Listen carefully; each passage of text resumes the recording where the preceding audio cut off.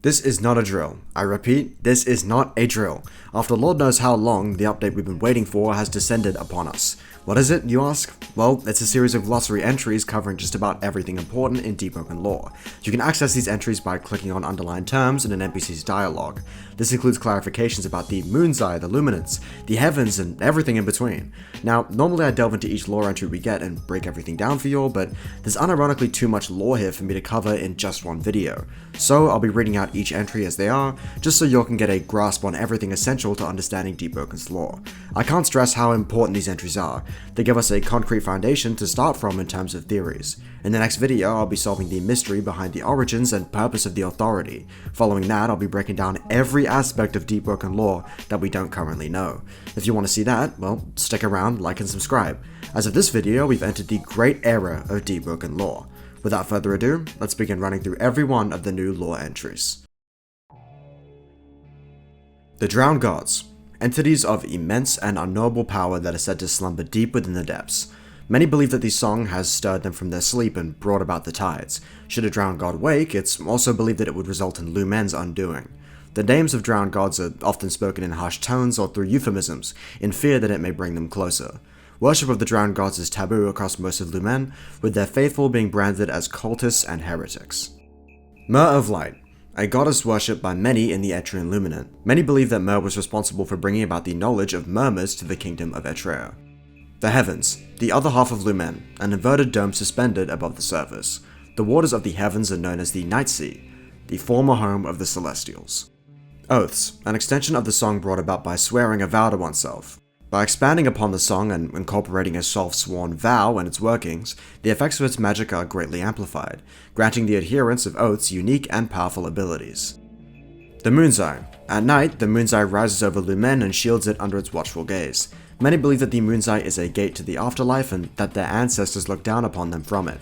The light produced by the Moon's Eye is its own, and not a reflection of the Sun Cross. The Sun Cross, the bringer of life and warmth to Lumen. At night, the Sun Cross retreats into the void fog and its light dims, darkness falling over Lumen.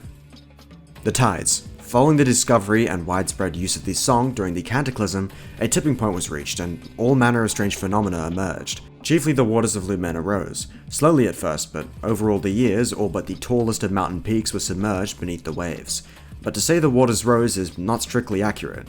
Rather, Lumen was dragged down further into the sea, further into the depths below.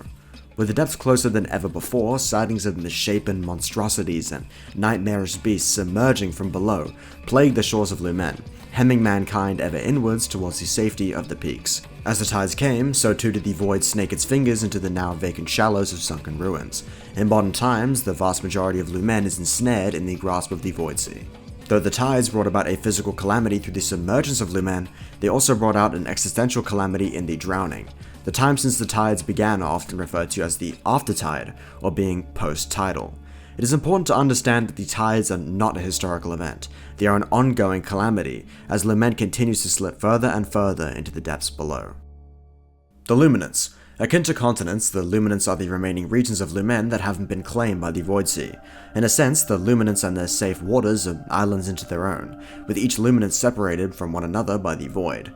In order to secure safe passage through the Void Sea, the work of a lightkeeper is required. Today, there are broadly considered to be 5 Luminants: the Eastern, Western, Northern, Southern, and Central Luminants. In the Old World, the Luminants were larger and more numerous. Lightkeeper. Stationed in lighthouses at the edges of the Luminants, these rare individuals are capable of illuminating a path through the Void Sea, forcing it to retreat. A scant few are born with the gift of lightkeeping, with each individual bearing the heavy responsibility of driving back the void to enable the transportation, exchange of goods, information, and people. Lightkeeper are afforded little freedom, often spending their times wasting away in their lighthouses guarded by legions of soldiers. A nation's economy rests on its lightkeepers, with passage between the Luminants being strictly controlled and tariffed by the few that have lightkeepers in their retinue. The Song. Thought to be the source of much of the magic of Lumen, its wielders often invoke its magic through the use of mantras. The discovery of the song and the ensuing research into its applications is said to have precipitated the Cataclysm, the so-called Golden Age of mankind. Before its discovery, few within Lumen could perceive its tones. Now it is inescapable. The song is everywhere, like an earworm that lingers at the back of your mind, always ready to spring into action and play its tones once more. The song is not strictly music, it is not composed of sounds or even words that can be pronounced by humans. However, much of the terminology surrounding the song is musical in nature due to its striking similarities. Many believe that the song was responsible for the advent of the tides and of the resulting collapse of civilization. In spite of the dangers many believe that are presented by the song, it has become a necessity for survival in a post-tidal world due to the power it grants. The Void Sea. Much of the world following the tides has been subsumed into the Void Sea, an anomalous and near-insurmountable stretch of water that represents the gradual dissolution of Lumen into the depths. When it comes to the Void Sea, the conventional laws of time and space hang in the towel. Islands dragged into the Void Sea may suddenly be spat out 50 years later, its inhabitants wholly unaware of the time that has passed. Ships that sail into the Void Sea may find themselves heading back the way that they came, with no apparent error in their instruments or navigation. These, of course, are the lucky ones. Few ships have ever passed into the Void Sea and have ever been seen again.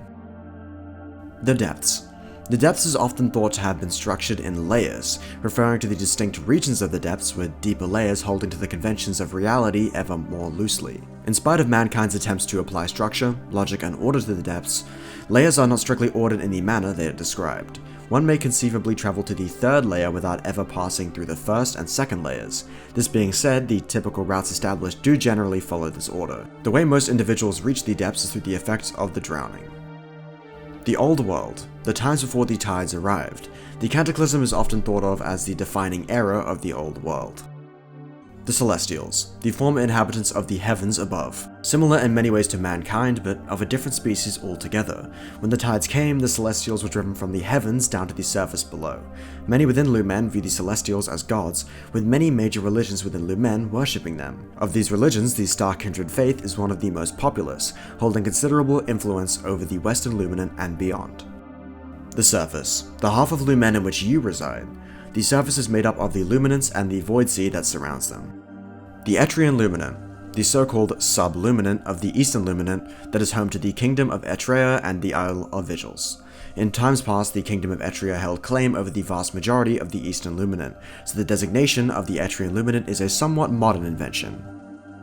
Vows. Within Lumen, and indeed everywhere beyond it, it is a self-evident fact that words, oaths, and promises spoken from the heart hold within them a supernatural force. On their own, vows can be used to enforce deals and promises, as breaking a vow is incredibly difficult. Advanced usage of vows can yield incredible effects, sometimes extending even beyond the limitations of the song.